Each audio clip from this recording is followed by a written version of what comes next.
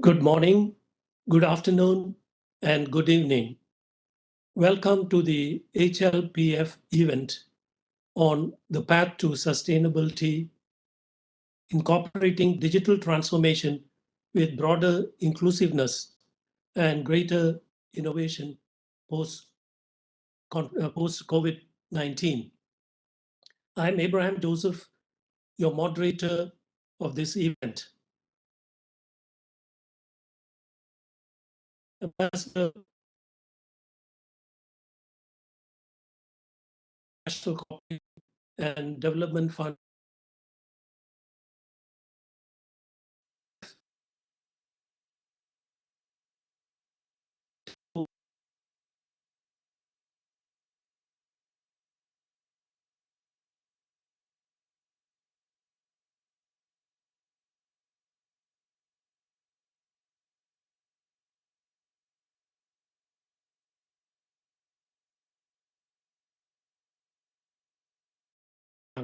Secretary General of the International Cooperation and Development Fund, ICDF of Taiwan, to this HLPF event. Ambassador Hesyan will give us the opening remarks for this HLPF event. Let me now briefly introduce Ambassador Timothy Hesyan. Ambassador Timothy Hesyan served as Deputy Director General of the Department of Economic and Trade Affairs at the Ministry of Foreign Affairs, that is MOFA. He actively worked on the legislation of Taiwan's foreign aid work, including Taiwan's International Cooperation and Development Act and MOFA's white paper on foreign aid policy. Ambassador Hesyan was also Program Director of the APEC Secretariat, that is the Asia Pacific Economic Cooperation Secretariat. He also served as Taiwan's ambassador to the Republic of Nauru and also to the state of Kuwait. During this period, he was actively involved in promoting cooperation in various fields covering education, medicine, clean energy, horticulture, and livestock farming. In recent years, with Ambassador Hesyan at the helm of Taiwan ICDF, he has extended its global reach and also promoted international partnerships that includes the UN Sustainable Development Goals as a core strategy with the main aim of making a bigger impact in partnership for progress and sustainable development. I now have the pleasure to invite Ambassador Timothy Hesyan, Secretary General of the International Cooperation and Development Fund, for his opening remarks. Thank you, Dr. Abraham Joseph, for your kind introduction.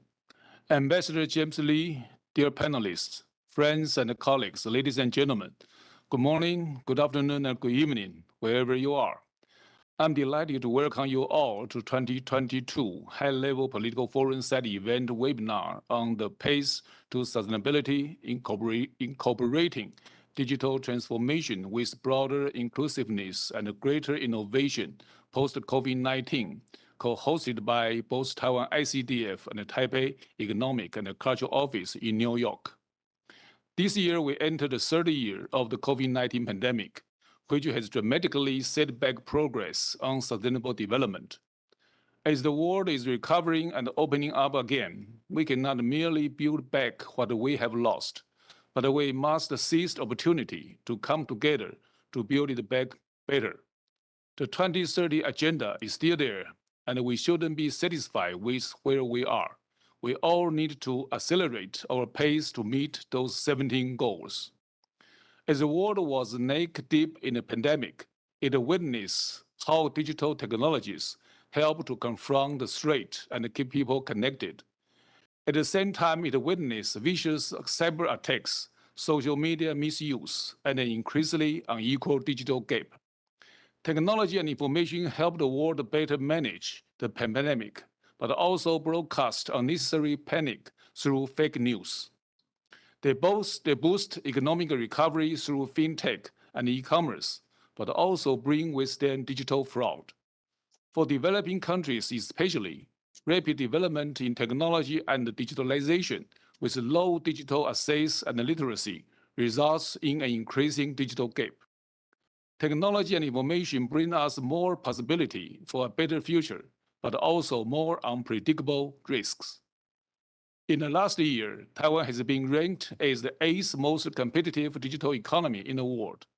Despite this success, facing the challenges from the development of digital technologies, Taiwan is still pursuing further digital transformation and development to respond to its future needs. The establishment of the Ministry of Digital Affairs was ratified last December and will start to function soon. The new ministry aims to improve digital governance, develop talent, enhance digital inclusiveness, and advance infrastructure, establish policy, and promote international cooperation. The Taiwan ICDF, as the official development assistance agency of Taiwan, keeps cooperating with like-minded countries and sharing our experience in digital transformation with partner countries all over the world. As of today, almost half the world's people still do not use the internet. However, in this journey of digital transformation, developing economies do have some advantages over developed ones. Widespread use of cell phones and the willingness to adopt mobile payments and fintech models mean that older technologies and infrastructure have been surpassed. This provides them with opportunities to leapfrog to a new digital future. To facilitate success in their transformation requires innovative models and multilateral partnerships as well as inclusiveness. Today, digital transformation not only focuses on digitalization, but also digital adaptation and applications. Responding to these various aspects, this side event invites various experts from governments, ODA agencies, international NGO, and the company to share how the public and the private sectors can work together. There was a famous commercial slogan in Taiwan decades ago: technology always comes from human needs. We need to pay more attention to solutions for our sustainable development rather than merely in pursuit of higher technologies. The Taiwan ICDF will keep using Taiwan's comparative advantages in ICT and making more impactful contribution through better partnerships for progress and sustainable development, building a bright future for all. I'm honored to say that Taiwan can help and Taiwan is helping. I wish us all fruitful results following the webinar today. Thank you very much for your listening. Thank you very much, Ambassador Hesyan, for your valuable contributions and also for the future support and cooperation to the developing countries. Thank you for your inspiring words. Now, let us turn to our panelists who will be making presentations on the various themes. And now, Excellencies, participants, and friends, the objective of our meeting is to share how public and private sectors can work together to facilitate digital transformation, adaptation, and applications in order to achieve a more sustainable post-COVID future. As we know, the United Nations is implementing the Agenda 2030 on Sustainable Development Goals, which was negotiated and adopted by all countries on September 2015. Last week marked the midway point to the SDGs. All the 17 SDGs are important and relevant for promoting digitalization, for building resilient and sustainable economies. During the COVID-19 pandemic, responses sped up the adoption of digital technologies and innovative approaches. There are some examples of positive trends.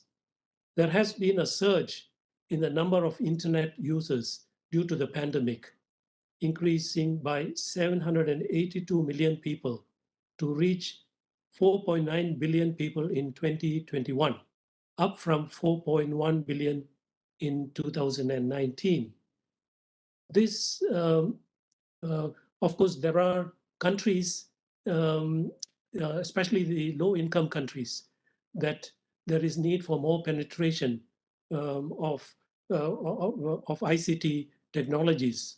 And we could see that during the pandemic, children were not able to go to school, neither do they have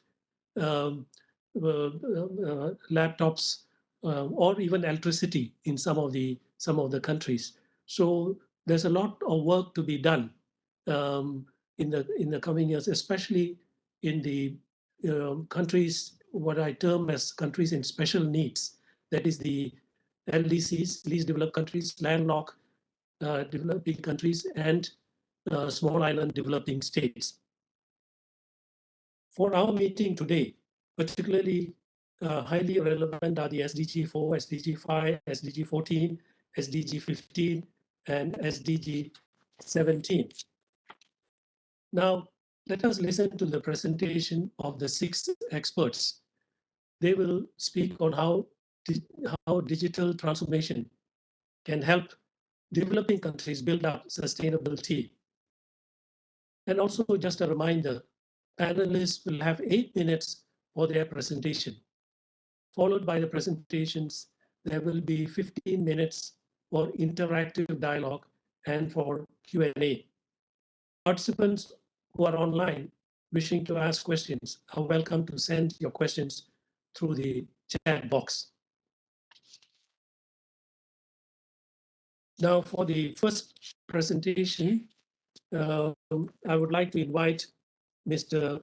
Andreas Dalmini, Director of Communications, Ministry of ICT, Kingdom of Eswatini. Mr. Dalmini will speak on what impact will digitalization have while achieving universal connectivity, the pros and cons.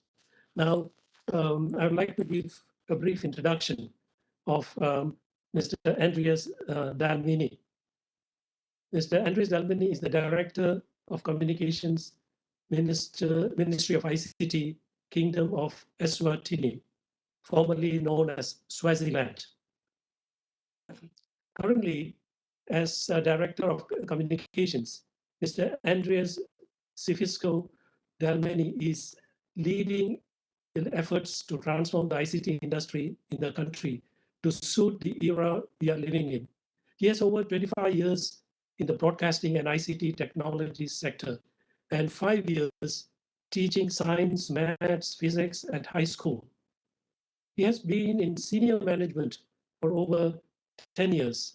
In the year 2014, he led the restructuring of the Department of Communications to its present structure. He has participated in the drafting of a number of legislations, policies, and strategic plans coming from the department and presented in the workshops for parliamentarians as well as for ICT stakeholders, both locally and internationally. Now, I would like to add a word that I have worked with the Office of the the UN's Special Coordinator for Africa and Least Developed Countries. I worked closely and interacted with the Kingdom of Eswatini, then known as Swaziland, with the ambassadors and also with the planning and economic and finance ministers during my meetings in Africa, especially in the Economic Commission for Africa. Now, without further delay, I would like to have Mr. Dalmini to take the floor. Over to Mr. Andreas Dalmini.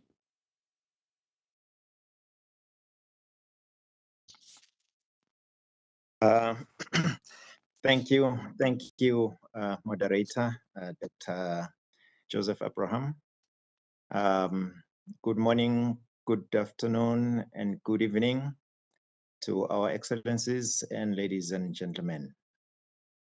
As already been introduced, my name is Andreas Dalmini from the Kingdom of Eswatini. As the moderator has rightly pointed out, formerly Swaziland. I must point out that Eswatini is not a new name. It's always been Eswatini. It was just names running side by side. To the locals, it was known as Eswatini, but to the international community, it was known as Swaziland. So right now, we reverted to this original name of Eswatini. My presentation is on the pros and cons of the impact of digitalization while achieving universal connectivity. While waiting for the Secretariat to put out my slides and make it visible on the screen, I will mention that the presentation will come off as a case study for Eswatini. Just picking a few examples of programs that are taking place and use them for reflecting and discussions. I would request the Secretariat to push my slide, please, to push my slide through, please, to make it visible on the screen. I can see it on the grid, but I can see it as a one slide, or should I do my my own settings this side?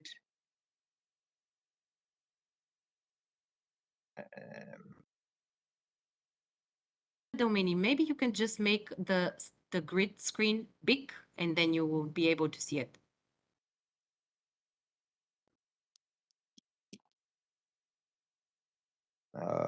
Made it big now, but still I can't read what's there.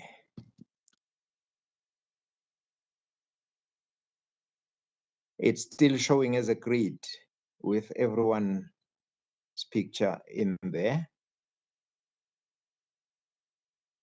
It's not a one slide where it would be legible for me to read.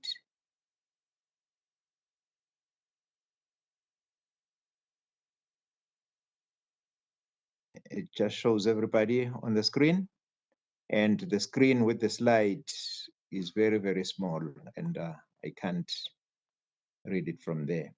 Or maybe I should turn to my own slides on the side. Is that okay?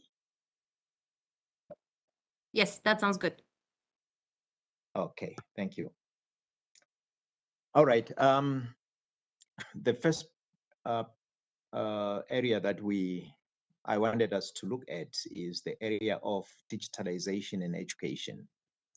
The first point is building up the skills, the education, the ICT skills in the country. And obviously the first point is education. So the country has developed a curriculum, ICT curriculum, computer and ICT curriculum to teach from primary to secondary, and it starts from the 3rd grade. And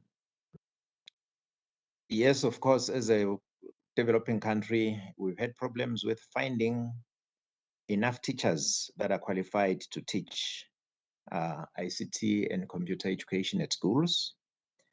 But not only that, we've also had problems with the equipment itself, the facilities for the students, for the learners to use at school, and the connectivity. So all three areas have been quite a challenge for the country. However, development friends like the government of Taiwan has come in to help, and we've built a number of computer labs in secondary schools, such that up to 70% right now of our secondary schools have got computer laboratories with equipment, with computers inside in the laboratories. But our primary schools have not been so fortunate, so that in that area, there is still no computers for most of the schools. Only a select few schools do have computer laboratories at primary school. But efforts are still being put to try to correct the situation. However, at our own pace, that will take quite a long time to achieve that. Post-secondary school, that is a tertiary level, there is quite a number of colleges around and universities that teach ICT skills, basic ICT skills to intermediate level. And then the universities do offer programs up to degree in computer science and engineering. And there is also one academy that teaches specialized cybersecurity curriculum, which is aimed at going a bit deeper into forensics and cyber defenses. Yes, and yeah, at tertiary level, I would say by and large, okay, but not as much as one would like to, because you look at the developed world, you see that they are far in terms of coding, in terms of security, in terms of the skills, because the youth actually are the ones that drive innovation in a country. Now, if the youth have not been capacitated in terms of the skills in the ICT area, it is quite a gap. So we have that challenge as a country. And then community ICT centers. Government is embarked on a decentralization program whereby we are trying to bring government services closer to the people. So we have our constituency centers, which are designed for electoral wards. So we use those as administrative or local administrative centers as well. So that is where people at a local level will access the government, the decentralized government services. So government has seen this as an opportunity to digitalize government services and use these community centers as the access points for the citizens to go to access services. This one offers a very good opportunity for our rural populations. And I must say that most of our people live in the rural areas. Over 70% are based in the rural areas. So that is where the people are actually.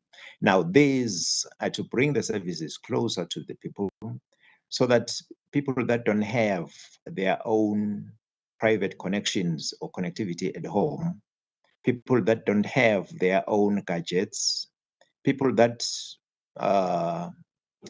won't have enough data to do their businesses online, then they would be able to come to these community access centers and be able to market their products, be able to access government services, apply for jobs, and whatever service whatever else that could be available for them online, they'll be able to access it too. So that rural women and the youth we see this as an opportunity to bring services to them using digital facilities. Another area that government is looking at is the area of national addressing.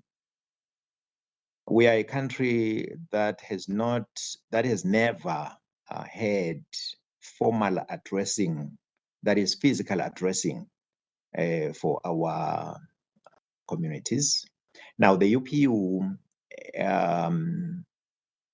initiated a program that is called Addressing the World, giving everyone an address. So we are piggybacking on that, or on that UPU program as a country, and we hope to make the country addressable, so that whatever service in terms of e-commerce, in terms of getting services, because you register, you open an account with a bank, you need a physical address. You order goods online, you need a physical address. You buy a SIM card, you need a physical address. So that to be able to get onto the digital world, you need an addressable location, so that you fulfill all the requirements so that the government has seen this as a vehicle that will be able to make citizens' life easier in terms of getting services on the digital platforms. So this national addressing, at the moment, it's really a big problem for our citizens.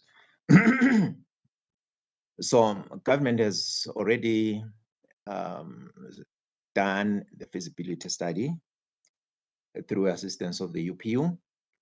Now we are just finalizing that report, and then we'll be able to get on to the next stages to realize this program. So we hope that this will help bring our people to the foot of the digital world. Now, we said we're looking at the pros and cons of digitalization.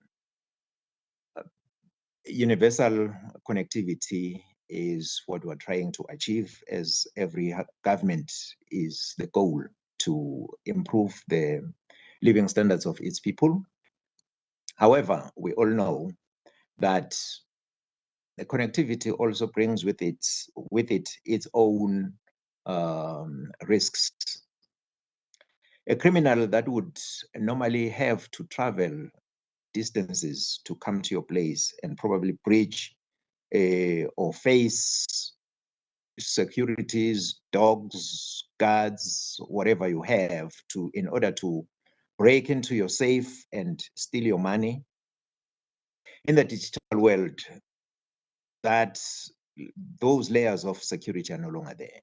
So a criminal far away can have access to your money and steal it, your identity, your personal details. So the digital world also opens us up to such risks. Therefore, as a country, we look at that, or we look at the digital world as one that we aspire for, but we are quite aware that it's got its own risks as well, such that government in 2020 adopted a national cybersecurity strategy. And this strategy outlines the mechanisms for coordination, for setting up institutions that will look after issues of cybersecurity, and what kind of equipment to set up in order to defend the country. And Parliament has also passed the cybersecurity laws, cybercrime, and so that we are ready as a country to defend our cyberspace. Now, that as it is, it's good, but it is only one side of the equation. That is the instruments, the legal instruments that are there. Now we also need to have the physical side of cybersecurity, that is the equipment and the personnel, where we need well-capacitated personnel, well-capacitated institutions, well-capacitated law enforcement, the judiciary, the police, the technical people, and our systems to be able to tackle whatever attacks or whatever challenges we might have in the cyberspace. So as a country, we are somehow vulnerable when it comes to that area. Now, all these initiatives and programs that the country has, we are looking up to our development partners to come in and lend a shoulder to us and work with us to achieve all of them. And the private sector has a role, a big room to play in terms of bringing all these aspirations to reality for the country of Eswatini. With that, Program Director, I want to thank you. Thank you.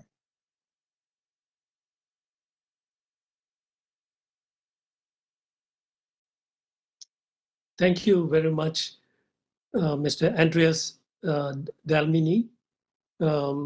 Thank you for your presentation on digitalization in education and assistance given by Taiwan, and also by speaking on the digitalization centers, that is to bring closer to the people, which is extremely important.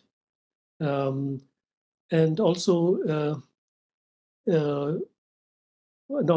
Eswatini's policy to bring the people to the foot of digital world, which is extremely very important.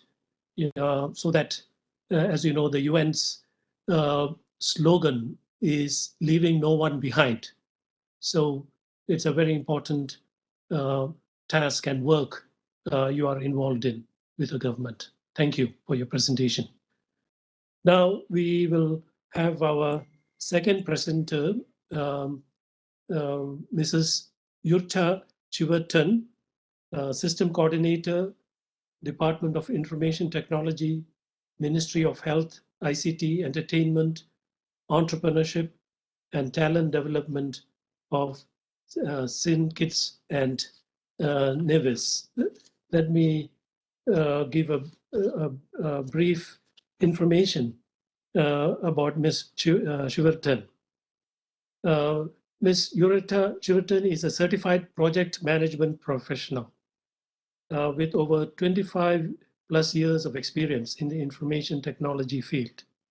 She is currently employed at the Department of Information Technology as Telecoms Manager within the Ministry of Health, ICT, Entertainment, Entrepreneurship, and Talent Development. She has led several ICT projects over the years, most significant of which was the electricity billing project and the implementation of ISO 27001 certification, as well as the e-government infrastructure project. Her role as systems coordinator allows Yurta to continue to embrace the potential of information and technology as a vehicle for government to embrace ICT in its strategic objectives, and as such is leading the charge to fully utilize enhanced telecommunication tools within the public sector. Also, just to mention my association with St. Kitts and Nevis is that I had the opportunity while working at the UN to assist in establishing the Office of the High Representative for Least Developed, Landlocked, and Small Island States in 2002. And there was this 10-year program of the 6 countries in Mauritius and Samoa and elsewhere. So I have been also involved in drafting the programs of the LDCs, LLDCs, and SITs, and drafting the report of the Secretary General for the discussions. And as we all know, that St. Kitts and Nevis belongs to the group of the group of 6 countries. Now, I would like to invite Ms. Chiverton to make her presentation on building supportive ecosystem and making policy to protect digital transformation in post-COVID-19 era. Now over to Mrs. Ureta Chiverton. Good morning, everyone. Thank you, Moderator, for your wonderful introduction. His Excellencies, good morning, good afternoon. My friends and other colleagues, good afternoon, good morning. Thank you for inviting me to this discussion. I'm very happy to be here and represent the country of St. Kitts and Nevis. I changed the topic slightly, and I will be speaking towards building supportive ecosystems to protect smart e-government, remaining e-smart during and post-pandemic. And I will use St. Kitts as my example. Now, we would have realized that COVID has played havoc in all societies, all sectors, even from healthcare through education and social welfare even. Studies are projecting that developing countries such as mine, especially small island developing states, could have gone back in their development by some 10 years. And so it is very important that we make strides towards the SD goals and general development and prosperity. Technology, of course, has been the star in the show during COVID. And in a world where we were told to be disconnected to somewhat to help us contain the harmful effects of COVID, technology was the glue that helped us to remain connected. ICTs not only impacted positively on healthcare, but featured strongly in our financial systems, in virtual workplaces, and even the travel sector. Now, what I would like to do is speak towards how St. Kitts was able to go through this transition, especially with the pandemic. So could you please put up the next slide, please? Okay, I cannot see the slide, so I'm hoping that this slide is the slide that is speaking towards the pre-COVID transformation effects on e-government. Local government, what is it that we required? We required effective and efficient services to be open. We needed them to be open. We need them to be very responsive. Plus, we needed the utilization of ICTs to show transparency, to be accountable, to be participatory, and collaborative. Now, we also needed an element of e-democracy, and that all we thought will contribute towards good governance. Next slide, please. Now, what does that mean for e-government? If you continue with the slides, you will see what are these components that we needed to be highlighted. We needed the components of resilience. We needed to be resilient in light of everything that was going on, because we needed to be able to rise through the pandemic. We needed to be agile because we needed to change and shift. We needed to be innovative and come up with unique solutions to solve many problems. And we needed to attach digitization to help us to be smart. So what did all of these things mean? How were we able to do that? Where were these impacted? Now, in all of these, we had to cycle through. We needed it to impact our economic development. We needed that for revenue collection, because during the pandemic, our borders were closed and tourism is our main industry. So with our borders being completely closed, the only aspect for revenue was for us to collect revenue from our citizens. It meant that revenue collection through the Inland Revenue Department, which is our local tax department, had to be ramped up. So that was very important. Then also for education delivery, we had to launch immediately e-learning platforms, and we had to send our schools to online learning. Now, this was very difficult for us at first because all of our teachers did not have devices, but the government was able to work quickly, and devices would have been distributed to teachers, internet services provided to teachers and students who did not have these services. So we found that most of the teaching that was done online, all of our students were catered for. We also had to look at our healthcare delivery services. Now, after we would have closed the border, we did not have COVID-19 cases affecting us for some time. In fact, we had one of the lowest rates of infection in the world at one time because our borders were completely closed. However, once we started to open up our borders and we had the little cases starting to trickle in, the government had to put strict measures in place to ensure that they reduce these number of cases. And how did we do that? We do that by ramping up our healthcare services. We had several teams that were formed that were responsible for the monitoring of the infections and such like, and most of these teams had to work via mobile means. We also had mobile testing buses that went all around the country testing persons for COVID, and we had an aggressive contact tracing process. Now, all of this information, all of the testing, all of the results, it was supplied to individuals via online means. So we reduced contact as much as possible.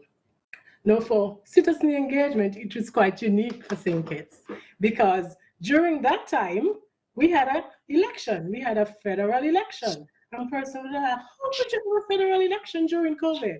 But we were able to have that federal election because we had online campaigning.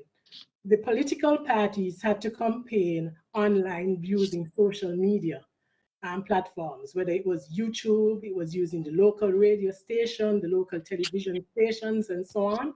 So all of that was done online, and we were able to effectively execute an election COVID-free. So there was a lot of citizen engagement to allow us to do that. And all of that was through online means. Now, there was increase in internal and external communication, of course, because we would have known in the workplace, most persons in St. Kitts were forced to work from home because of our strict protocols. Only essential workers were allowed out to work. So the government legislated a work-at-home policy for most businesses.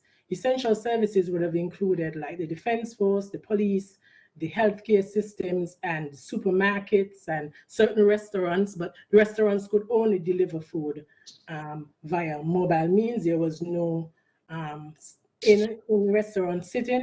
You had to order online and have it delivered. So we saw a lot of internal and external communication, right? Not only in government, but in the society at large. Next slide, please. Now, if I can move on, I could speak towards the elements that supported this ecosystem. What were the elements? Now, the elements for St. Kitts was our expanded internet infrastructure. Now, St. Kitts is one of the Caribbean countries that have over 100%, yes, it is over 100% penetration rate for mobile. So you have most persons, well, not most, but you have persons at least having at least one mobile device from one of the providers. In some cases, persons may have up to 2 mobile devices because they will have from both our main providers. So you find that we have a very high mobile penetration rate. So government was able to leverage this mobile penetration rate and send messages, educating our consumers about COVID and such like. And then the businesses likewise were able to use this high penetration rate to launch new apps and launch new services that the customers were able to take advantage of. Now, our internet system our internet infrastructure in St. Kitts, like I say, is quite diverse. Government is covered within the metropolitan area up to about 80% with fiber connections. And in the rural areas, we are currently expanding there. But we were able to leverage a lot of technology through mobile means. Now, one of the other components we had to look at significantly was the enhanced cyber resilience structure, because of course, with the rise of mobile and the rise of e-commerce, we had to look at supporting that. So there was increased resilience of our mobile networks, and our local regulatory bodies would have been looking at our local providers and ensuring that they have the necessary security to protect our citizens online. Now, another thing that we had to look at was the agility of our ICT system. Now, during COVID, we saw tremendous agility because we saw the rise of many new systems. We saw the changes in many systems that we once thought were so bureaucratic that they couldn't shift towards changes. But COVID forced us to change and morph. So we were able to develop and enhance a lot of our computer systems. Now, to do all of this, one of the glues that we needed was to enhance our legal framework. Now, why somebody would say, but why was that so important? That was important because without that legal framework, we weren't able to do some of these things that forced us to compliance. For instance, the legal intervention during COVID-19 allowed the government to push out regulations to facilitate work online and business online. And these were done very quickly.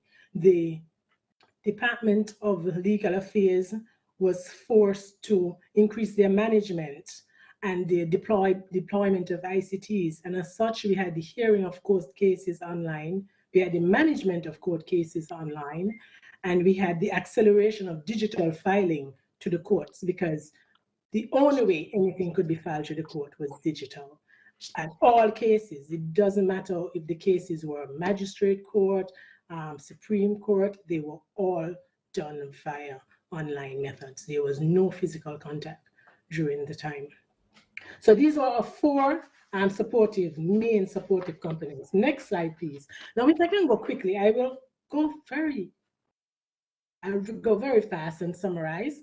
The case study I like to use is Inland Revenue Department. Remember, I told you that that is our tax department in St. Kitts and Nevis, and because we heavily rely on the revenue from tourism, we were forced to look internal to see how we could bolster those financial resources. So for Inland Revenue, they looked at how they can launch smart inland revenue, or smart IRD as we call it. And this was essential to improve voluntary compliance for all taxpayers.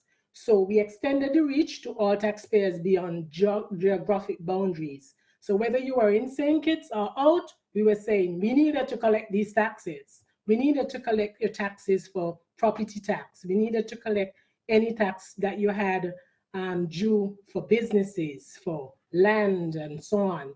So that was one of the main things. Another thing they had to do was to help to manage risks and gain support of all citizens through the easy access of data from the organization, because before COVID, most of the processes were manual. The challenge was to collect government revenue during a pandemic to support all of the failing revenue sources that resulted from the closure of the borders. Now, the purpose was to seek and provide an extended avenue for all taxpayers and interact so that they could transact with IRD, not just 8 to 4 as the regular, but 24/7 times 365, because the idea that no, the department could not act as a normal government department from 8 to 4. So what they found themselves is deploying teams who worked 24 hours at different times to deal with all the customers who will be interacting with their systems. They had to become an agency that was agile and responsive to all taxpayer needs and be able to respond to them quickly. So there were chats, there were portals that set up, and persons were there just ready to listen to persons and to respond to them. Nevertheless, they also had to present a framework to become smart in their service delivery amidst the global pandemic. And this included elements where they had to do pickups. So persons will have to schedule pickups and so on, but I'll speak to that in a little while. They were able to do all of this and achieve their revenue targets despite the pandemic, and this was incredible. The service deliveries, what were the key? Next slide, please. Sorry. What were the key deliverables and results? The key deliverables and results during this time was that corporate income tax filing of large and medium taxpayers increased significantly, because that needed to be the focus to collect all of the revenue there. Also, there was an increase in the collection of property tax at that time, and driver's license processing was done through a quick pay option, so that was done completely online. For the wheel tax or vehicle licensing, electronic processing was done, and with physical collection of the tags. However, this had to be done by appointment only. So you'll have to log in online and register when you'll have an appointment for pickup. And there was also drop-off at key locations. Now, what were the key results? The key results was an increase in revenue uptake utilizing online electronic means. An increase in taxpayer and citizen utilization of the online portals was over 40%. Some records would have shown that it was over 50, but I'm being very conservative here. And there was an increase in credit card transactions and a quick turnaround time for processing of taxes and payments. Next slide, please. Here you will see an example of the Inland Revenue Portal and where the customers actually went to process all of their taxes, to chat online, and so on, to address any matters relating to their tax.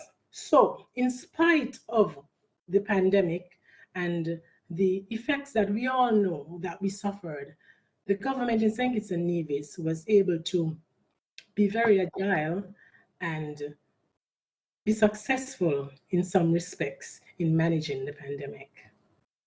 Thank you. Thank you, Mrs. Ureta Shiverton, and thank you for for the information. You said that about 100% of mobile penetration rate is in St. Kitts and Nevis. That is remarkable. And also, you mentioned about educating the public about the COVID. Which is also remarkable, I must say. And you have held a successful election during the COVID-19. I remember some years ago, two of the big problems for the SIDS countries are one, communication, and the other, transportation. These are the two areas where the SIDS countries did face. But it's good to know now that things have been improving for the SIDS countries. Now, let me, and also just a reminder that, for the panelists, their time allotted is 8 minutes. So please try to keep the time, because so that we'll have time for in interactive dialogue and also for the Q&A time. Okay, thank you. Now, our third presentation is by Mr. Stephen Lee, Deputy Secretary General, International Cooperation Development, International Cooperation Development Fund of Taiwan.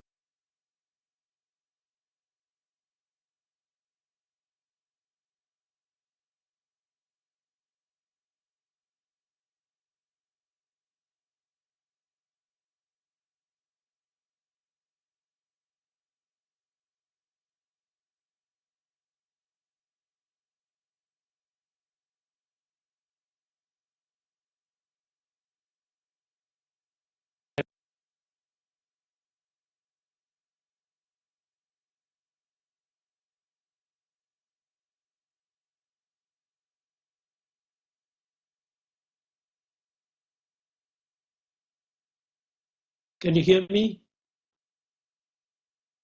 Okay.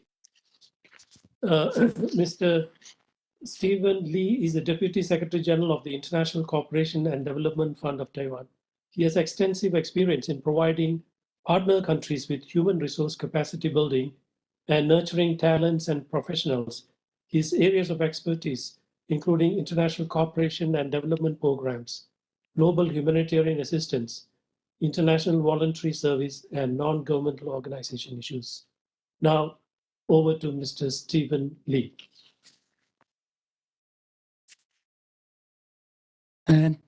Thank you, Dr.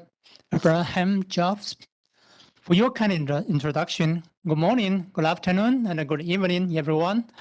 I'm Stephen Lee, the Deputy Secretary General of the Taiwan ICDF. It's my great honor to have this opportunity to share how the Taiwan ICDF is boosting digital transformation and ensuring digital inclusion to achieve sustainable development. Next slide, please. For your reference, the Taiwan ICDF plays a key role in Taiwan's official development aid.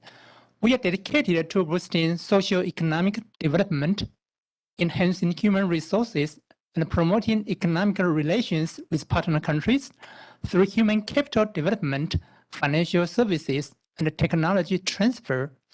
We have strategies including drawing on Taiwan's competitive advantages, responding to partner countries' needs and international development trends, integrating public and private sector resources, and strengthening cooperative relationships through bilateral and multilateral means. Next slide, please.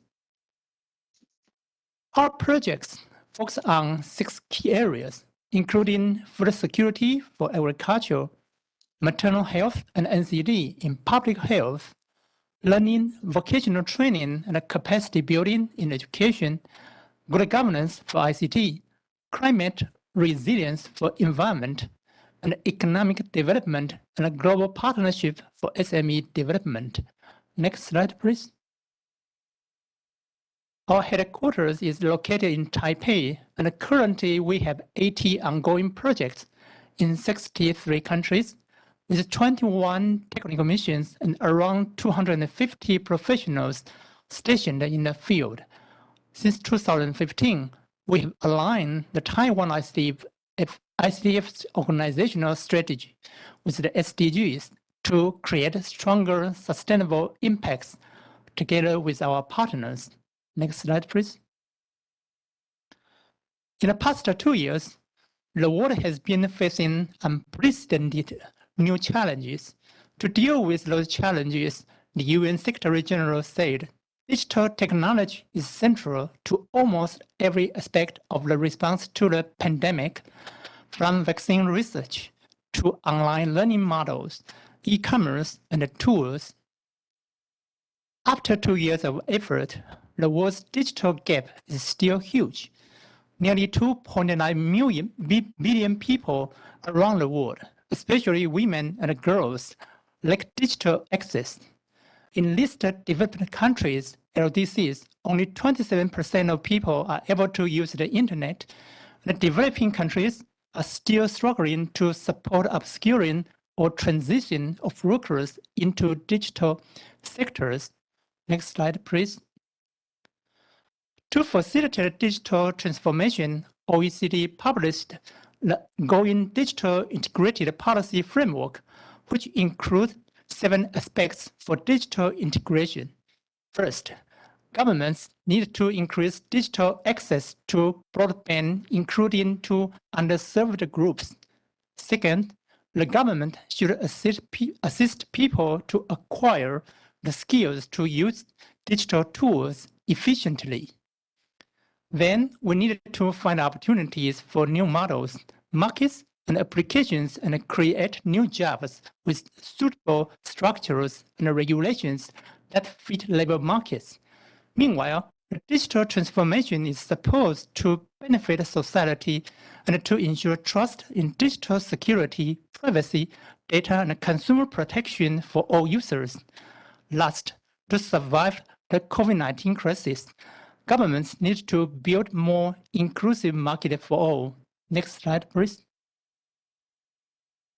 Echoing that framework, first to enhance digital access, the Taiwan ICDF worked with the government of Belize in providing a loan to the Belize National Communications Company to finance its national broadband plan for replacing the fixed internet infrastructure.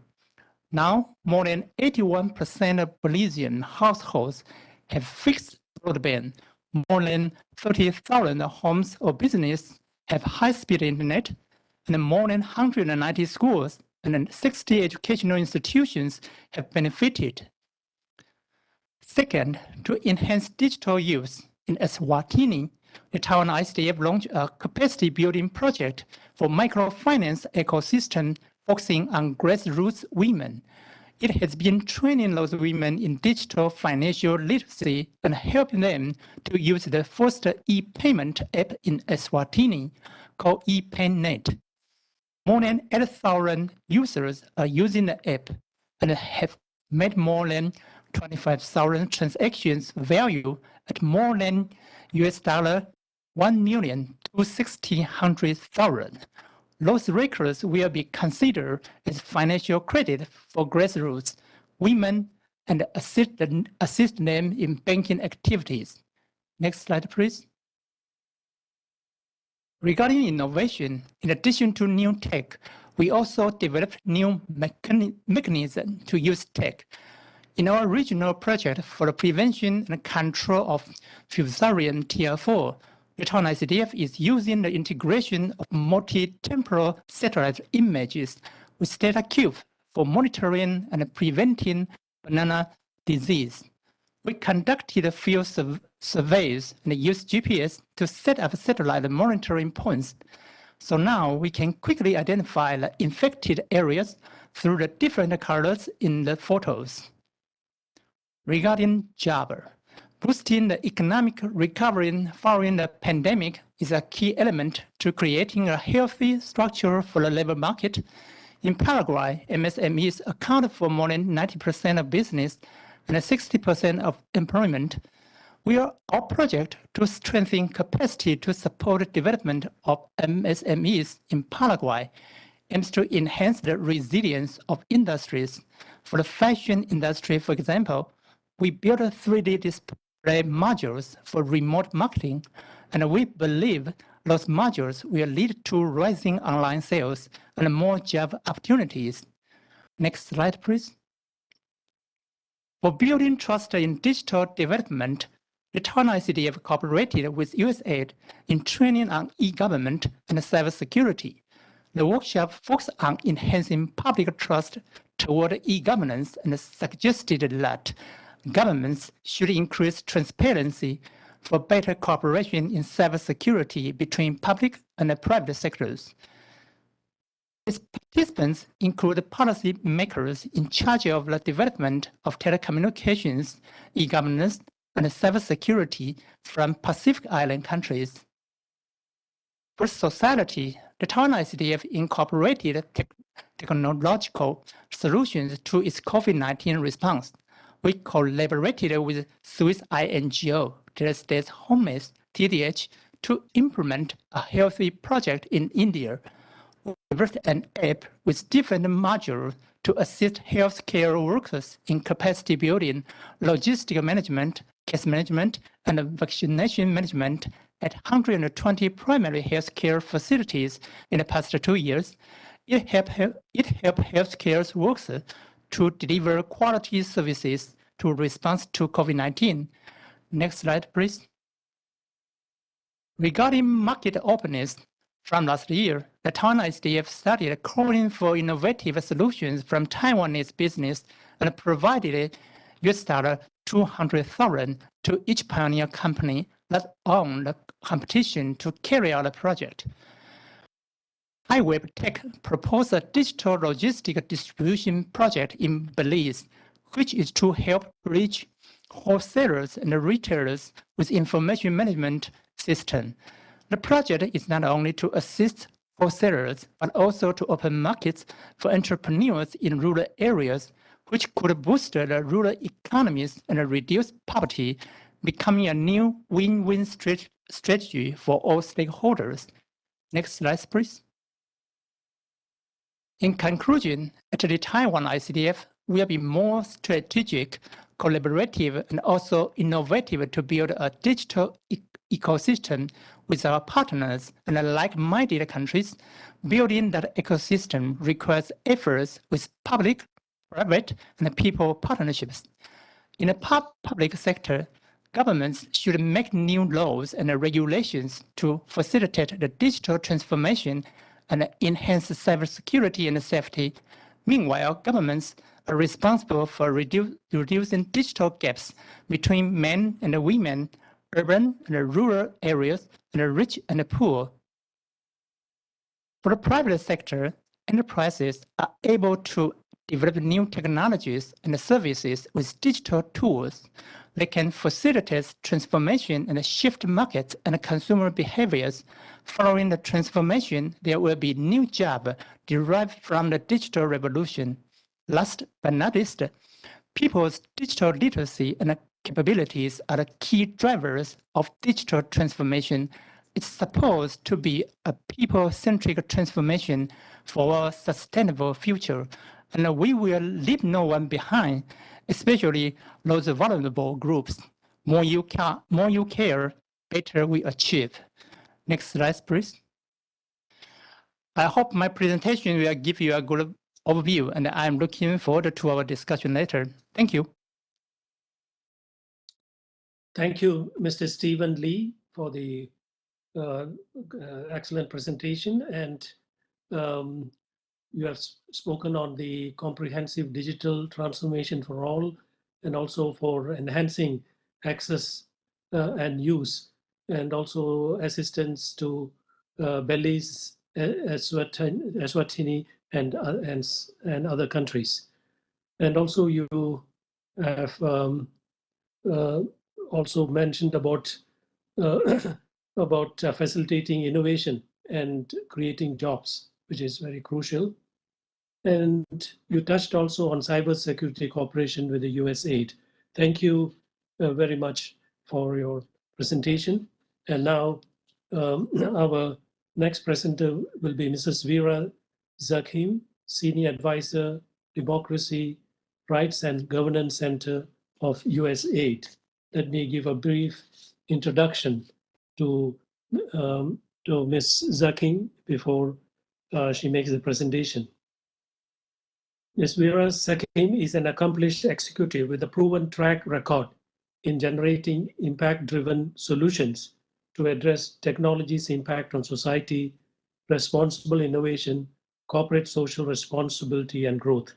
Currently, she serves in the Biden-Harris administration and USAID, leading agency strategy and external engagement on technology, democracy, and resilience to ensure technology supports democracy and human rights. Vera leads USAID's engagement on these issues with the White House, departments and agencies, the tech sector, and civil society. Vera was the CEO of a missions-driven agency that focused on the impact of technology on society, security and stability, diversity, equity, and inclusion, product growth, and business operation. She was also a senior advisor at the Institute for Security and Technology, a senior associate with the Center for Strategic and International Studies in the European Program led Strategy and Research at Twitter. I'm also very happy to mention to you that I was a former USAID, under the USAID IV program in 1986. I attended the program in Washington, D.C. with 28 economists from the different parts of the world. So I'm very happy to see you, Ms. Zekamwira, and Ms. Zakim will speak on shortening digital gaps and increasing media literacy to promote trust and security regarding the digital environment in the post-COVID era. Now over to Mrs. Vera Zakim. Thank you so much for the lovely introduction, for hosting me today. I will try to keep my remarks relatively succinct, just in the interest of time. And what I'm going to be speaking to you about is a couple of different things on the proliferation and democratization of digital technologies, how just technology facilitating or undermining trust, and then how can donors build trust through literacy and appropriate design deployment of technology, because I think digital literacy and media literacy are also big parts of it. So just to sort of level set, we know that rapid expansion of affordable access to digital technologies has transformed industries, governments, economies, and societies. Digital technologies such as social media, electronic payments, mobile internet, can have an outsized effect on citizens traditionally underrepresented in and underserved by society. And we also know that the COVID-19 pandemic has further accelerated the adoption of a range of technologies that expand connection between citizens and institutions, and creating new connections between people, data, and societies. Now, we also know that though digital technologies have fostered benefits and have fostered enormous amount of connection, technological innovation has outpaced our ability in constrained potential harms to users. This harm can result in erosion of trust in technological tools, and more importantly, damage the trust in democratic institutions aligned with those tools. In some cases, this harm is unintended, driven by a lack of consideration by technology's developer to the needs of specific populations. And users may not necessarily have the appropriate experience with it, given the new technologies being developed every day, or how the data is generated or used, or in how to avoid unintentionally causing themselves from the harms of technologies. And in other contexts, we have seen that this harm is caused by intentional action by malign actors, where authoritarians have continued to weaponize technology and data. Cyber criminals exploit vulnerabilities for financial gain, and digital platforms and systems have become battlegrounds in the struggle to build support for democratic societies. We also know that the abuse can take the form of cyber attacks, mal, and disinformation campaigns that we have seen widespread against citizens and organizations, insufficient data protection or privacy controls, and data financial theft and surveillance. We know that, for example, as I mentioned, disinformation campaigns can and have undermined trust in the democratic systems, as an example, and while also promoting false special interest narratives to shape popular public opinion. We know that, for example, cyber attacks often lead to a loss of private information and undermine trust of digital technology and security. And of course, surveillance of personal data leads to abuse, can lead to abuse by government, eroding trust in overall societal institutions. And just to also point out that just as these technologies can help bridge gaps in equity and access to improved well-being to these citizens, when improperly designed, implemented, or misused, the well-being of these citizens, they can actually exacerbate traditional inequalities, especially on the basis of gender, race, religion, ethnicity, disability, sexual orientation, or other marginalized status. Establishing and maintaining trust between users of digital technologies, the institutions, the technologies that connect them with, and the entities controlling and deploying them is critical for ensuring that those technologies have the desired outcomes. Now, what can the donors do? So, for example, governments in the private sector and civil society have key roles to play in ensuring that digital technologies are designed, deployed, and managed in ways that build, and I say build rather than erode, trust among citizens and institutions. A key aspect of this is building digital literacy among users, which can take a number of different forms. So as an example, at USAID, USAID conducts digital literacy training for underserved populations such as women and girls, and among others. This fundamental level of fluency can help to improve citizen familiarity with a large range of technologies. We're also work on digital security hygiene across societies, most especially with at-risk populations. We also USAID has programs that really also focus on media development, media literacy, and as well. And finally, also building safeguards in technology policies, including AI design, use, and private regime. The one thing to point out is while the evidence is clear that having digital literacy is indispensable, we also recognize that digital literacy alone is not sufficient. Digital literacy is not a substitute for due attention by us, the private sector, or other partners to both upstream and downstream issues that influence whether a given level or digital literacy can actually result in harms. Efforts to strengthen digital literacy must be complemented with robust attention to other dimensions of digital ecosystems. So 2 dimensions in particular is strengthening regulatory safeguards, such as consumer protection, can ensure that consumers and businesses that rely on the digital ecosystem can engage safely, and ensuring firms across the digital economies that are designing and developing services that reflect the needs and aspirations that are absolutely necessary to people. In addition of digital literacy efforts, we make important investments in the enabling environment, such as to ensure appropriate consumer protection mechanisms and in places so that a person's given level of digital literacy isn't the only thing protecting them from harm. You can be fully, and I think this is true, you can be fully digitally literate and get incapable of protecting yourself from harms that must be addressed, prevented, or mitigated by other parts of the digital ecosystem.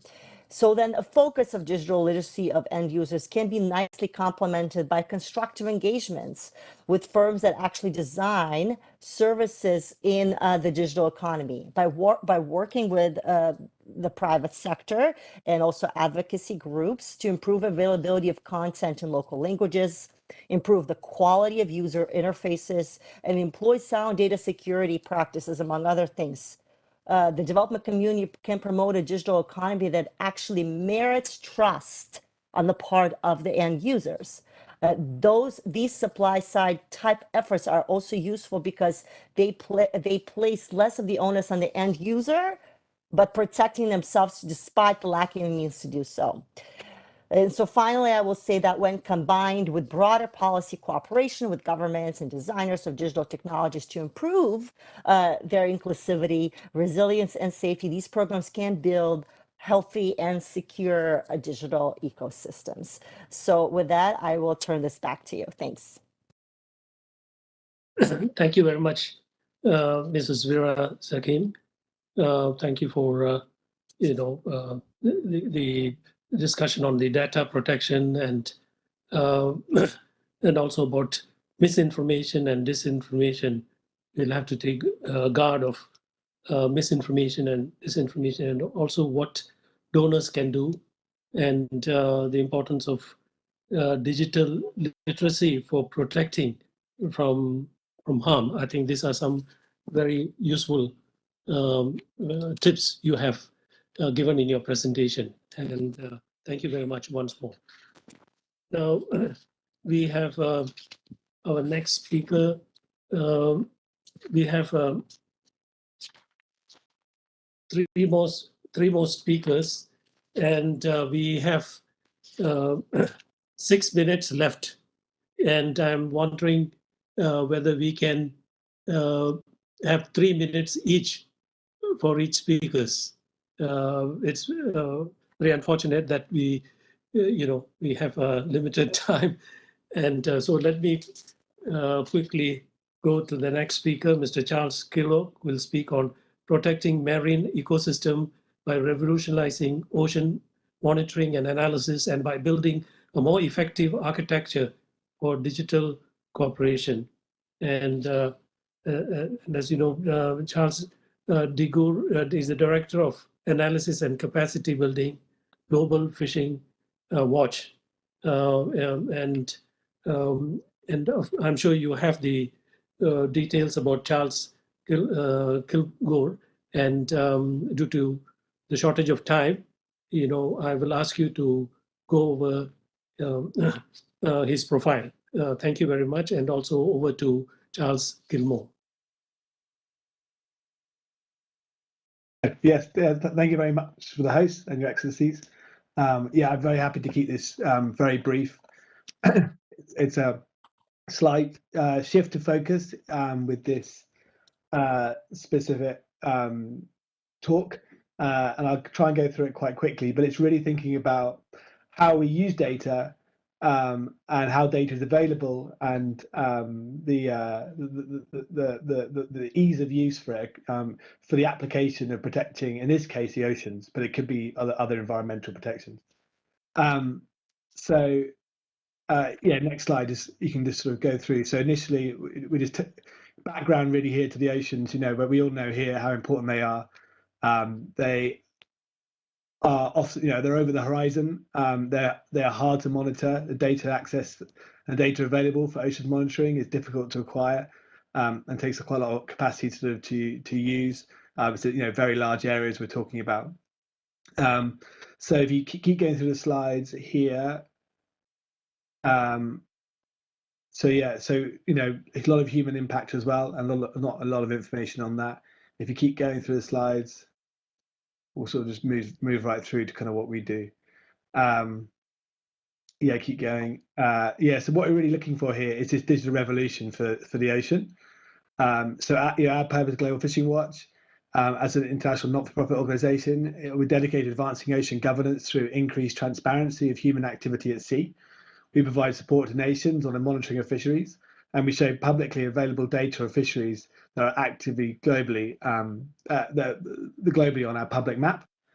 And this puts the information all in one place. And additionally, there are currently 11 states that share or have committed to share fishing vessel data via our map. And all 11 believe that the publishing of a version of their national data that is not commercially sensitive enables a level of accountability that can create a culture of compliance and has a positive impact upon international governance. So you go through a couple more slides. Yeah, so this is about Global Fishing Watch. I think these are available later, so you can look at them. It was recognised by FAO as far back as 2010 that transparency is a key driver, or the lack of transparency is a key driver in a lot of the issues with the ocean. So that's kind of one of the things that we're trying to overcome. And if you keep going through, so next slide, yeah. So these are some of the key principles. We make a lot of historical data available, so you can understand trends and patterns. We make it available also near real time, so make accessible data for the here and now. We want the data to be easy to use and accessible and free. And these are the principles that we have to try to break down the barriers of use for ocean managers. Next slide, please. This is the example of the map that we produce. We have a few different platforms. One of them is this map. You can see here the global perspective, so looking at fishing activity globally. But the user can really dive into their area of interest and look in a lot more detail in small areas. And if you keep going through, we don't have time for this case study, but we can kind of skip through it. But this is just looking at the Mediterranean, where you have a lot of activity. You can see there from one data source in the north around Europe, but very little in the south in North Africa. But when you bring in other data sources, which aren't being not reliant on what the vessels are broadcasting, you suddenly you get a much clearer picture of what's happening across that whole region. So it's really about trying to sort of democratize data, make it available, and not just in the hands of certain regions and certain states. And if you keep going to the last slides, yeah, to the last slide. So yeah, by creating and publicly sharing map visualizations, data analysis tools, and building partnerships, which is really key. I think the next talk's going to touch on partnerships, which is really important. We enable the scientific research and drive a transformation in how we manage our oceans. And at the heart of all of these is a principle that reducing data and capacity inequality globally, we can all see the benefits, because no one organization or no nation or no intergovernmental agency can solve this problem alone. The problem of facing our oceans has got to be tackled collectively. So, equal access to data and the use of data is a vital part of that. So I can wrap it up there, but I'm very happy for, to answer any questions later. Thank you, Charles Kilgour, for your excellent presentation. And sorry for the time constraint. No problem. And now let me go to the next speaker, Rick Chen, Chief Project Manager, SuperGeo Technologies. Mr. Rick Chen is the Chief Project Manager at SuperGeo Technologies. He leads a 20-people project team to provide web-based software solutions. Of course, the details of his profile is there with all of you. And I was informed by the organizers that Rick Chen can speak at his allotted time now, and maybe after that we can have each of you can take one question each from my side. So let us proceed in that way. And now over to Rick Chen.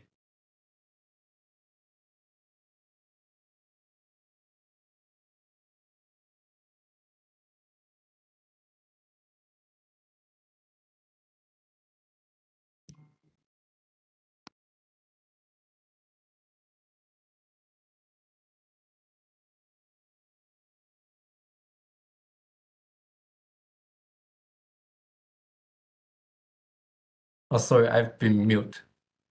So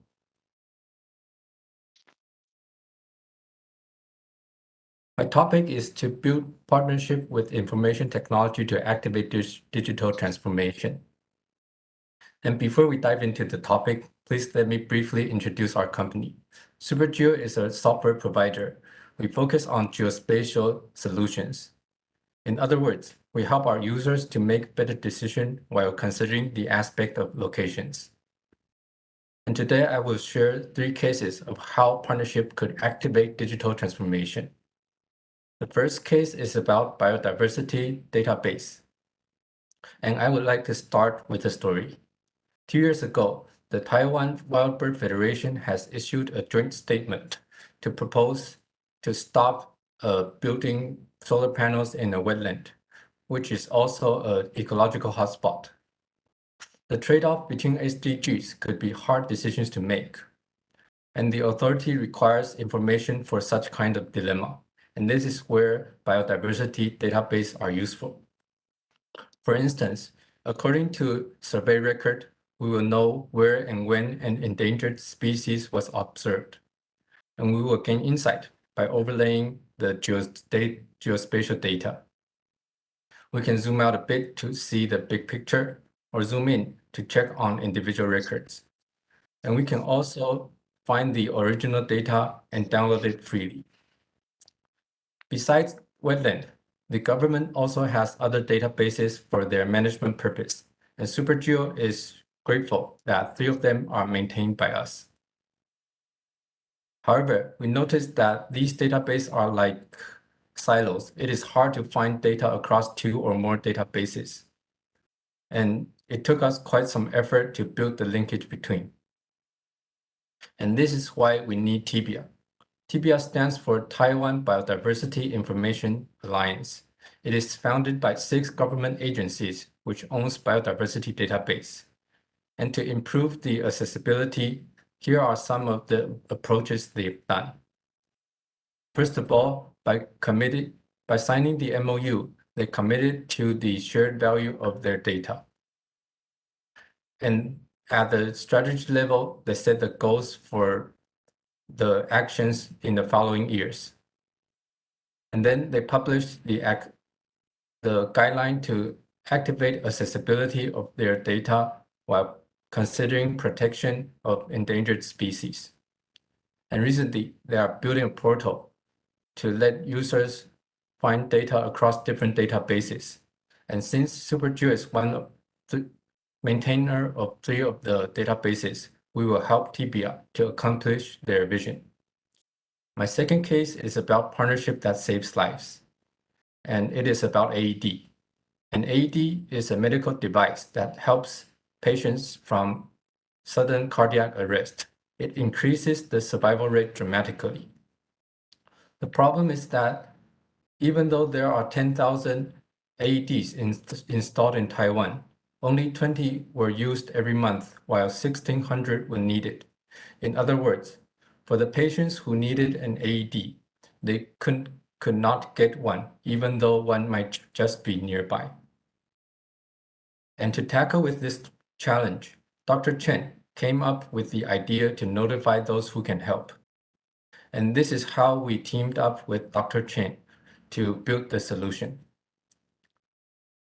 First of all, we analyzed the current workflow, and we know that after someone calls for help, the call center could only assign the ambulance and conduct telephone CPR. So no one could know who can help or how to let them help. In order to identify the right target, we've built a management system for the call center so that they can notify those who are near enough to take action and to alert to activate the alert on the AED or by the mobile app which we built.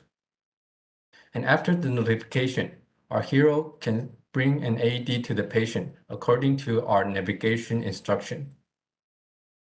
And recently, we're testing this solution in Taichung City, and we're looking forward to saving more lives using this solution. And my last case is about partnership for better irrigation efficiency. And I'd like to start with the water shortage crisis we're facing in Taiwan. Some of you might know that we had suffered severe water shortage last year, and this is because there were no typhoon or hurricane last year. And as you can see in this image, all the typhoons passed Taiwan without landing, and this has not happened since 1964. However, some scholars said that this will happen more often in the future because of climate change.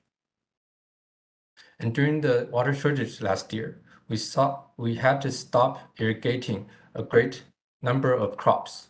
And this is because irrigation consumes the biggest proportion of our water resource. And for saving water, we teamed up with AERC to build smart irrigation solution. AERC stands for Agricultural Engineering Research Center. With their help, we can estimate the water needed in different areas for different crops, so that managers and farmers can use the water more efficiently based on scientific estimation. And the solution we built contains 3 major components. The first component is our mobile solution, which is a data collector for farmers to report what and where they're going to plant. Our desktop solution helps experts to estimate the water needed in different areas according to the record reported by local farmers. And our cloud solution helps managers to build a website so that they can integrate the data collected by local farmers and the estimation made by experts for better decision making. To sum up, with our solution, we can collect data, make prediction, and make decisions. And recently, The Royal Irrigation Department in Thailand has showed interest in our solution, and we're planning on a workshop next year. And to conclude, I would like to finish with this quote from Nelson Mandela. He said that it always seems impossible until it's done. When it comes to the SDGs, some of the goals also seems very challenging, and we can only achieve them by trying.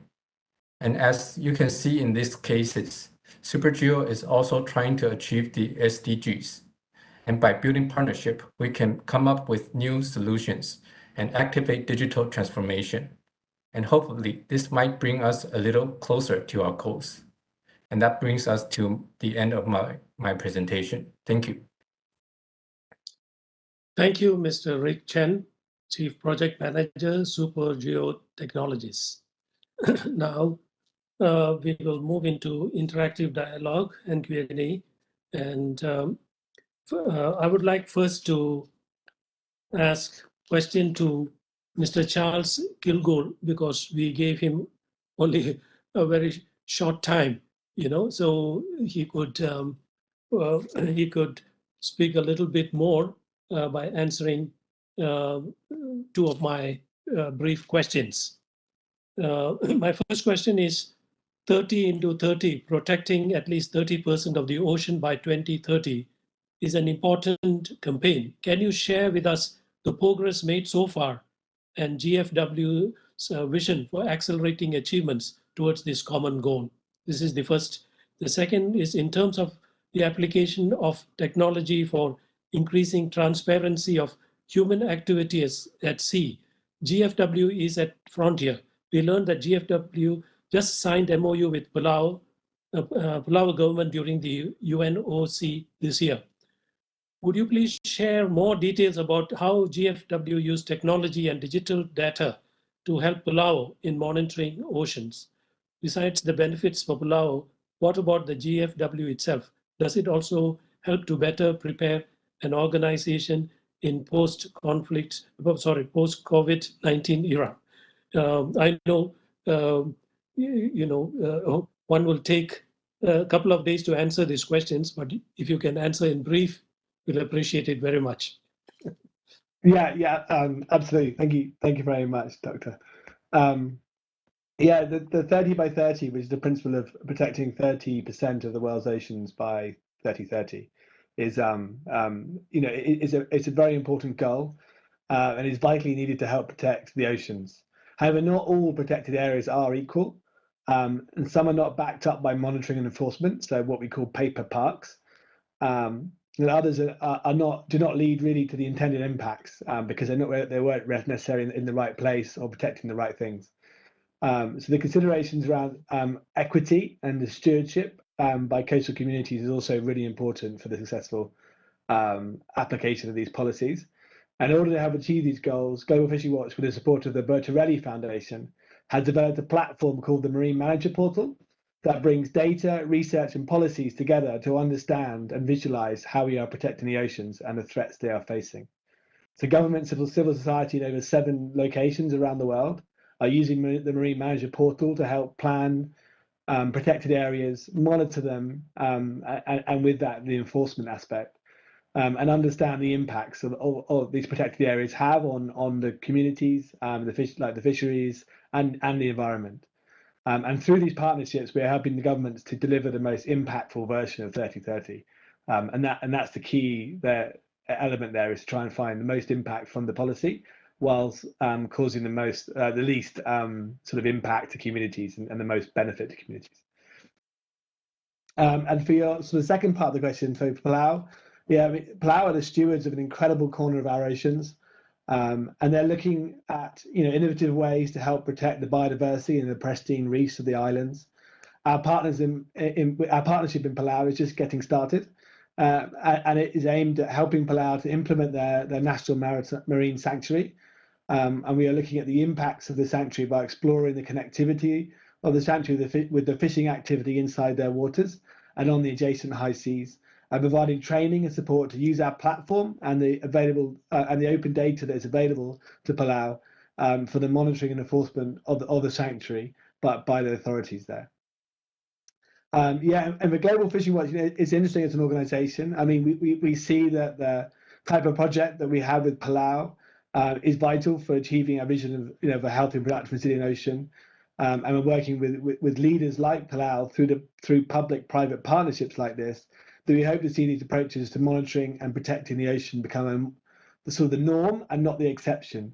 And this is done we've had over 2 years of very little travel, having to try and keep relationships and training and access to data, like developing the access to data and increasing transparency, all done remotely.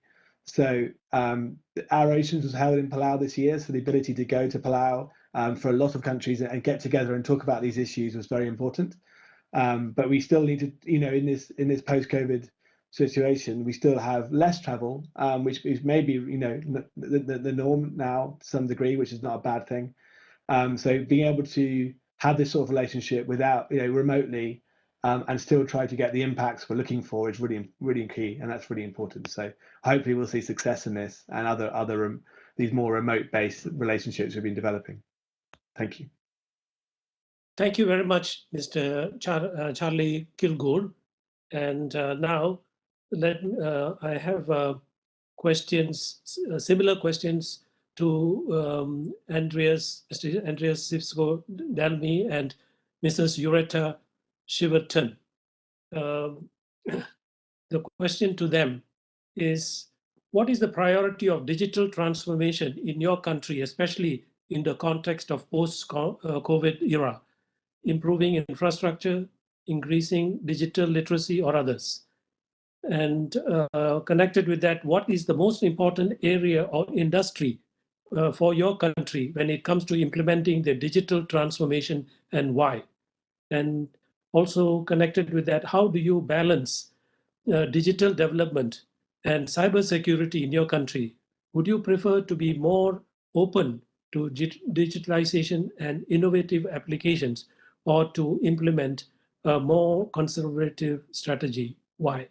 Well, I'm sure that it will take some hours to answer this question, but if you can, again, I'll appreciate if you can be very brief in your response. Thank you. Now I'll ask first Mr. Andreas Sivsko-Dalmi to answer the questions I have raised.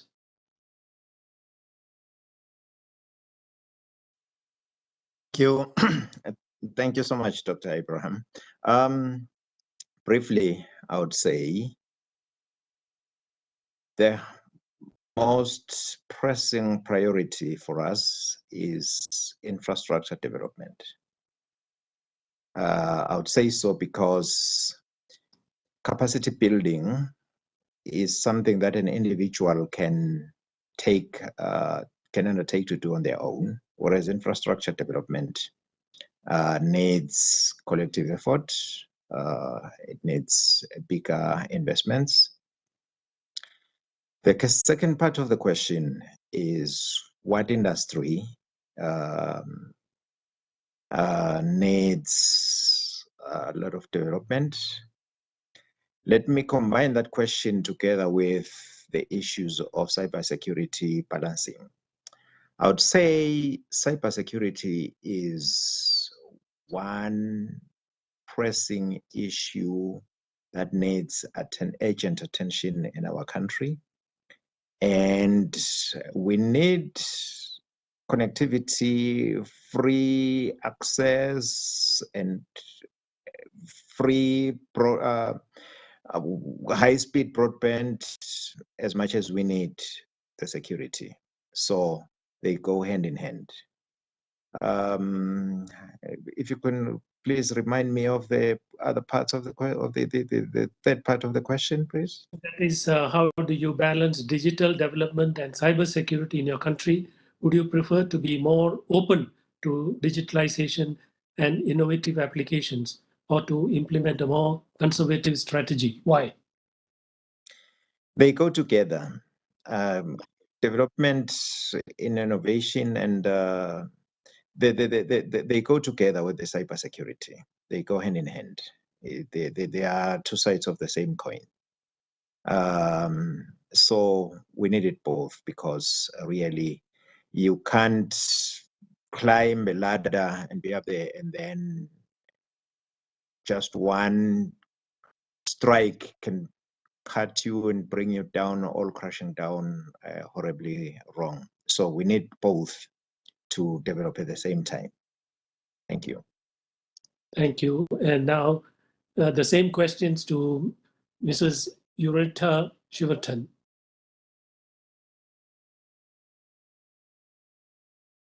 The last part of the question, firstly, when it comes to being more open, yes, we would like to be more open rather than be conservative.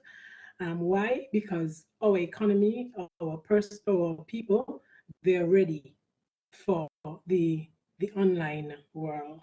They are ready to embrace technology. They are ready to embrace innovation. So yes, we would like to be more open. In regard to the first part of the question, we believe that the drivers should be education and training. We need a supportive legal infrastructure. That is what we've been doing to support what we're doing for cybersecurity. We have increased our data protection laws. We are also looking at the design of systems with the security in the forefront versus later on, boosting our ICT systems with the necessary software and hardware for protection. We also conduct regular audits of our systems, and this is at a national level from the IXPs as well as government systems, and also for financial systems as mandated by our Financial Regulatory Commission. So those are the main areas that we focus on to bolster our security standpoint. Thank you very much, Mrs. Ureta Shiverton. And now my my question next is to Mr. Stephen Lee. Taiwan is an island country and also one of the most digitally competitive countries in the world. You have a long and successful history of digital development. How does the Taiwan ICDF use the Taiwan model and experience to help other countries in digital transformation? And also connected with that, in digital transformation, the public and private sectors have their own respective roles. Governments are supposed to make supportive policies to secure digital safety and security, while companies can use their innovative ideas to create new digital applications and services that change people's lives. The Taiwan ICDF as an ODA agency inhabits a position between these two sectors. What is its specific role in digital development, and what can you do to promote transformation? And of course, this again, one can answer at length, but I'll appreciate a brief answer to these questions raised. Yes, thanks for your question. It's to the question one. As we know, Taiwan has a long history in ICT development, and it has been one of the key areas of focus at the Taiwan ICDF. In Taiwan, we have efficient policy and governance from the public sector, innovative applications from the private sector, and a higher digital literacy among our people. That is a supported ecosystem for digital environment. So we try to copy this model in our partner countries. Previously, we focused more on connectivity and access to the internet, and also on digital education, especially in higher level education and vocational training. In recent years, we learned from the research institutions and the private sector to incorporate digital tools, apps, and innovative applications in different projects, including agriculture, health, environment, and SME development. In addition to that, we plan a digital mindset deep all the way down the elementary school. Then as to the question 2, you just mentioned, yes, Taiwan has provided international assistance with more than 60 years of experience, where impact frontier practitioner dispatching Taiwan technical missions to our allied countries to find out their real development challenges. With local experience, our team not only gives lecture or advice to our friends abroad, but also hand-in-hand demonstration of our best practice to them. Moreover, the Town ICDF is a platform allowing public departments, enterprises, civil society, and individuals to directly participate in these international affairs. We are recruiting volunteers to serve overseas and encouraging business to find international opportunities. As I share in my presentation, the Town ICDF started calling for innovative solutions from Chinese business in the last year. Thank you. Thanks very much. We have now Mr. Rick Chen, and the question to Mr. Rick Chen is, what is the key to your success in your partnerships with the public sector? How did you develop digital solutions for them? Again, I'll appreciate a brief answer. Thank you, Dr. Joseph. SuperGeo is trusted by public sector because we are dedicated to provide world-class geospatial solutions. We have been developing advanced software for continuously for over 20 years, and our products are sold by over 30 resellers around the world, and that sets us apart from other software companies in our field. And I'd like to add that we owe our success to our talented colleagues. We would not achieve so much without their help. And that's my answer. Thank you. Thanks very much. And of course, Ms. Vera Zakim, she had to leave for another meeting, but even though I would have loved to ask her, 2 questions. So that comes to the closing of our presentations for this morning. And now it's the closing session, and I'd like to briefly introduce Ambassador James Lee of the Taipei Economic and Cultural Office in New York.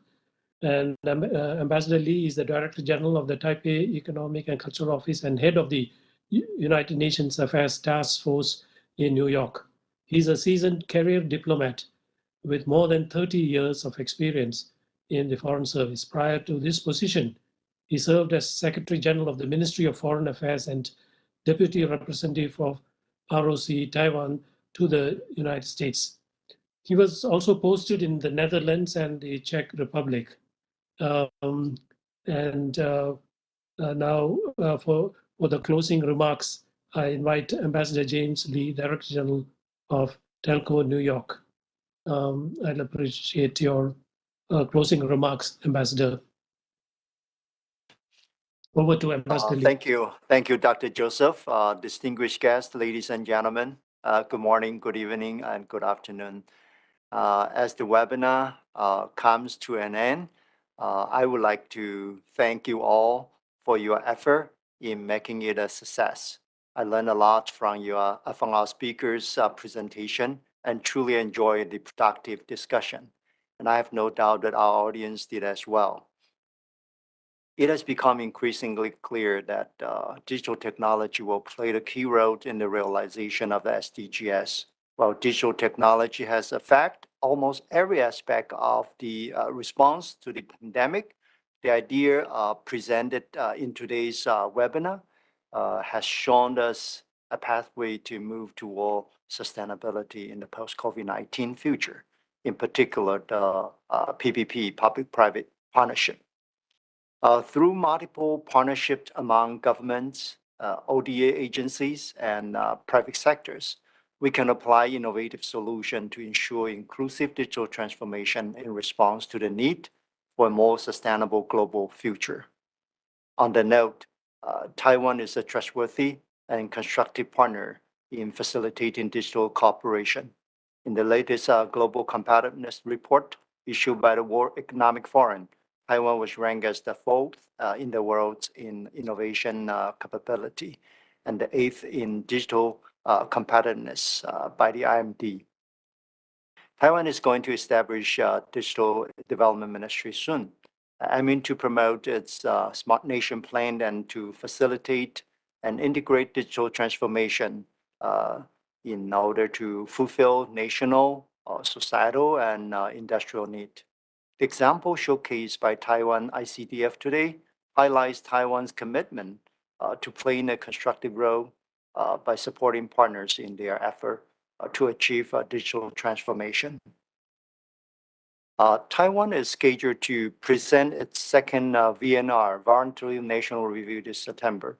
In addition to digital transformation, I believe that the VNR will provide us with a more comprehensive view of Taiwan's achievement in the implementation of the 2030 agenda. Again, I would like to thank the panelists for your insights today. I hope that policymakers and practitioners find today's meeting helpful when crafting digital policy and strategy. I wish you all continued success and good health. Thank you. Thank you very much. Yeah, I would like to thank Ambassador James Lee for his closing remarks. And now we have come to the concluding of our webinar. And before that, I'd like to thank the experts for their excellent presentations. These presentations indeed made us understand expectations and needs regarding the digital transformation while discovering new possibilities for further digital cooperation. My takeaway from this webinar is that solutions are there with the roadmap in weathering the storm and coming out stronger and better together. Thank you very much.